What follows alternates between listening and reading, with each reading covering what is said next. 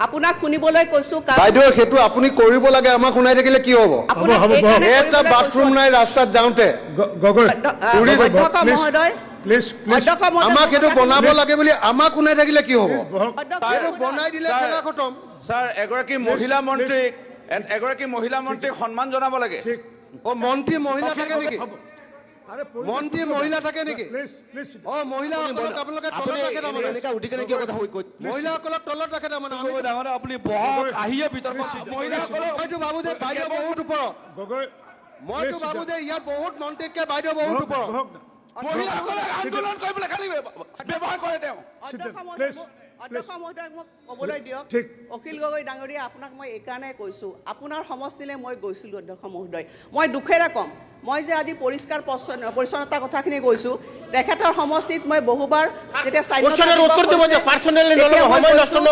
তেখেতৰ সমষ্টিত ইমানেই অপৰিষ্কাৰ অৱস্থা ভাবিব নোৱাৰা যিবিলাক মানে আজি তেখেতৰ ৰংঘৰ আছে বা বিভিন্ন ধৰণৰ থানবিলাক আছে ইমানেই অপৰিষ্কাৰ অৱস্থা তালে বিদেশী বিদেশী পৰ্যটক কেনেকে আহিব ও বাইদেউ ৰংঘৰ তলাতল ঘৰ মই চিকচিকিয়া কৰি ৰাখিছো আপোনালোকৰ বিজেপি পৌৰসভাই টাউনখন নষ্ট কৰি পেলালে আপোনাৰ দায়িত্ব আছে আপোনাৰ নিজৰ চহৰখন বিজেপি পৌৰসভাই শিৱসাগৰ টাউনখন একদম লেতেৰা কৰি দিলে অধ্যক্ষ মহোদয় মই আপোনাক এইখিনিয়ে কথা ক'ব বিচাৰিছোঁ যে পৰ্যটন মন্ত্ৰী হিচাপে মই বিচাৰিম অধ্যক্ষ মহোদয় আন্তৰিকতাৰে বিচাৰিম যে প্ৰত্যেকবিলাক বিধায়কে তেওঁলোকৰ নিজা সমষ্টিত পৰ্যটনৰ সমল থকা ঠাইবিলাক যাতে নিজা উদ্যোগ গ্ৰহণ কৰি সেইবোৰ কৰিবলৈ চেষ্টা কৰে মোৰ সেইটোৱে কথা আপোনালোক সকলোকে সংবাদকৰ্মীসকলক নমস্কাৰ জনাই আমাৰ আজিৰ যি সংবাদমেল সেই সংবাদমেল আৰম্ভ কৰিব খুজিছো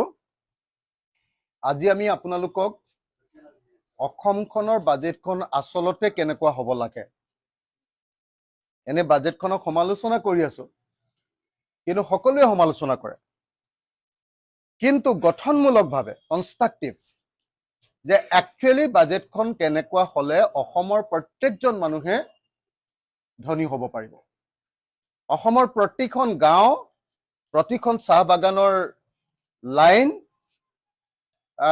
প্ৰতিখন নগৰৰ বস্তি এলেকা ৱাৰ্ড আৰু অসমৰ চৰচাপুৰি এলেকা সকলো অঞ্চল অসমত বসবাস কৰা সকলো অঞ্চলৰ মানুহ কেনেকৈ একচুয়ালি ধনী হ'ব পাৰিব তেনেকুৱা এখন বাজেট য'ত চৰকাৰী কৰ্মচাৰীৰ পৰা আৰম্ভ কৰি যুৱক যুৱতীলৈকে য'ত ছাত্ৰ ছাত্ৰীৰ পৰা আৰম্ভ কৰি বৃদ্ধ মানুহলৈকে প্ৰত্যেকৰ কাৰণে সেফগাৰ্ড থাকিব প্ৰত্যেকৰ কাৰণে এটা নিৰ্দিষ্ট ব্যৱস্থা থাকিব য'ত অসমৰ ভৱিষ্যত পুৰা ভাল কৰিব পাৰিব তাৰ কাৰণে আমি এখন বাজেট তৈয়াৰ কৰি উলিয়াইছো এই বাজেটখনৰ নাম দিছো অসমৰ অৰ্থনীতিৰ আমূল পৰিৱৰ্তনৰ ৰূপৰেখা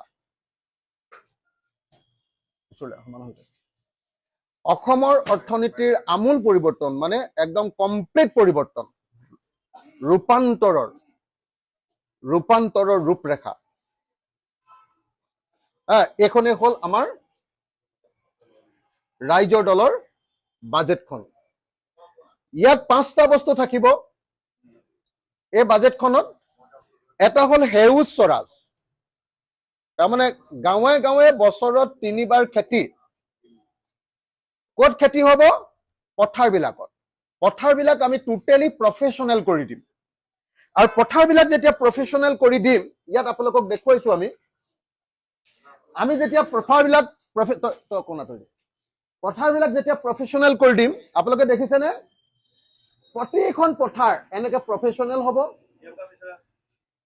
প্ৰতিখন পথাৰ প্ৰফেশনেল হ'ব প্ৰতিখন পথাৰত এবছৰত 3টা খেতি হ'ব এটা ধান এটা মাকৈ এটা সৰিয়হ ধান মাকৈ আৰু সৰিয়হ প্ৰতিখন পথাৰত 3টা খেতি হ'ব আৰু প্ৰতিখন পথাৰত এনেকৈ 3টা খেতি কৰিবৰ কাৰণে চৰকাৰৰ পিনৰ পৰা এখন গাঁৱত 5খনকে ট্ৰেক্টৰ ইয়াত আছে ট্ৰেক্টৰখিনি ইয়াত যে ট্ৰেক্টৰ আমি ব্যৱহাৰ কৰি আছো দেখিছেনে 5খনকে ট্ৰেক্টৰ চৰকাৰৰ পিনৰ পৰা এখন গাঁৱত ফ্ৰী কৰি দিয়া হ'ব কেলে ফ্ৰী কৰি দিম কাৰণ আমাৰ গাঁৱত বহুত দুখীয়া মানুহ আছে আৰু দুখীয়া মানুহবিলাকে 3বাৰ খেতি গৰুৰে কৰিব নোৱাৰে 3বাৰ যদি খেতি হয় গৰুৰে নহব গতিকে চৰকাৰৰ পিনৰ পৰা ট্ৰেক্টৰ দি দিম আৰু ট্ৰেক্টৰে নহয় একদম আধুনিক যুগৰ ধান কটা মেচিন, হাৰ্ভেষ্টিং মেচিন, মাকৈ কটা মেচিন, এইবিলাক বস্তু আমি চৰকাৰৰ পিনৰ পৰা মেকানাইজেশ্যনটো কৰি দিব লাগিব। অসমীয়া জাতিৰ আটাইতকৈ ডাঙৰ বস্তুটো কি জানে? আমাৰ এই পথাৰবিলাক সৰু সৰু, ইয়াত ট্ৰেক্টৰ চলিব নোৱাৰে। ট্ৰেক্টৰ চলিব নোৱাৰে কেলে? আমি বৰষুণৰ ওপৰত চলো কাৰণে, ভেকুলী বিয়া পাতি চলো কাৰণে আমাৰ পথাৰবিলাকত বৰষুণৰ পানীটো জমা কৰি ৰাখিবলগীয়া হয়, ইৰিগেশ্যন নাই। সেইকাৰণে আমি 3টা বস্তু অসমৰ ৰাইজক দি দিম বাজেট কৰিলে। ৰাইজৰ দলে যিদিনা বাজেট কৰিব, এক, অসমৰ প্ৰত্যেকখন পথাৰত 100% ইৰিগেশ্যন। 2, অসমৰ প্ৰতিখন গাঁৱৰ মানুহৰ কাৰণে 5খনকে ট্ৰেক্টৰ। 3, হাৰ্ভেষ্টিং মেচিন আৰু এইদৰে দৰৱ স্প্ৰে কৰিবৰ কাৰণে ড্ৰোন, দৰৱ আৰু সাৰ স্প্ৰে কৰিবৰ কাৰণে ড্ৰোন।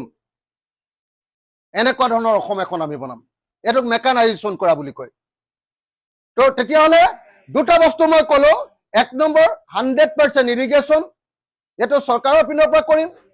100% মেকানাইজেশ্যন, অৰ্থাৎ ট্ৰেক্টৰ, ড্ৰোন আৰু হাৰ্ভেষ্টিং মেচিন। সোনকালে কাটি মেলি সোনকালে বজাৰলৈ পঠিয়াব পৰা মেচিন। নহ'লে আমাৰ গৰুৰে যিটো আমি কৰি থাকো সেইটো কৰিলে মানে আমাৰ 3টা খেতি নহ'বগৈ। 3টা খেতি, প্ৰধান খেতি কি কি কৰিম? ধান, সৰিয়হ আৰু মাকৈ, এই 3টা খেতি কৰিম। অকল কিন্তু এটা কথা মনত ৰাখিব দেই, আমি অকল দ খেতিৰ ওপৰত নিৰ্ভৰ নকৰো। লগতে বাম খেতি। বাম খেতিটো কি? পৰম্পৰাগত বাৰী। আমাৰ চবৰ ঘৰতে বাৰী আছে নে নাই? আমি ইয়াত 3 তৰপীয়া, আমি ইয়াত 3 তৰপীয়া বাৰী কৰিম।